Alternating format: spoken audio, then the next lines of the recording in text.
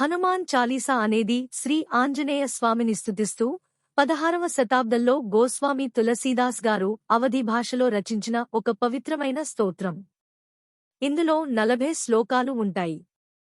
హనుమాన్ చాలీసాను పఠించడం వల్ల శారీరక, మానసిక బలం, ధైర్యం మరియు జ్ఞానం లభిస్తాయని నమ్ముతారు. హనుమంతుడు అతులిత బలధామం, అపారమైన బలం కలవాడు, బుద్ధిమంతులలో శ్రేష్ఠుడు. కాబట్టి ఆయనను స్మరించడం వల్ల ఈ గుణాలు వృద్ధి చెందుతాయి. సంకట కటే మిటే సబపీరా, జో సుమిరే హనుమత బలవీరా. హనుమంతుని స్మరిస్తే అన్ని కష్టాలు, బాధలు తొలగిపోతాయి. జీవితంలో ఎదురయ్యే ఆటంకాలు, సమస్యలు, భయాలు తొలగిపోవడానికి ఇది సహాయపడుతుంది.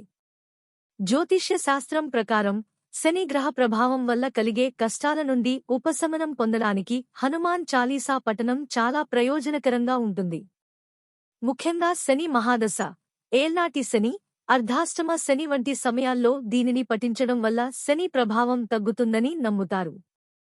దీర్ఘకాలిక రోగాలు, అనారోగ్య సమస్యలతో బాధపడేవారు హనుమాన్ చాలీసాను నిత్యం పఠించడం వల్ల ఆరోగ్యం మెరుగుపడుతుందని, వ్యాధుల నుండి విముక్తి లభిస్తుందని విశ్వసిస్తారు.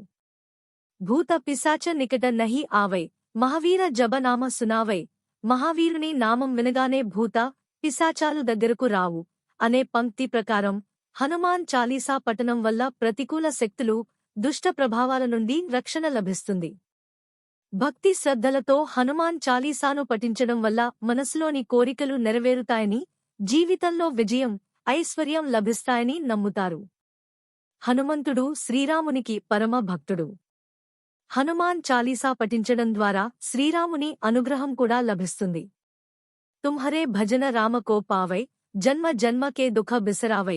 నిన్ను భజిస్తే శ్రీరాముడు లభించి జన్మ జన్మలలో దుఃఖముల నుండి ముక్తుడను అవ్వగలను అని చాలీసాలో ఉంది.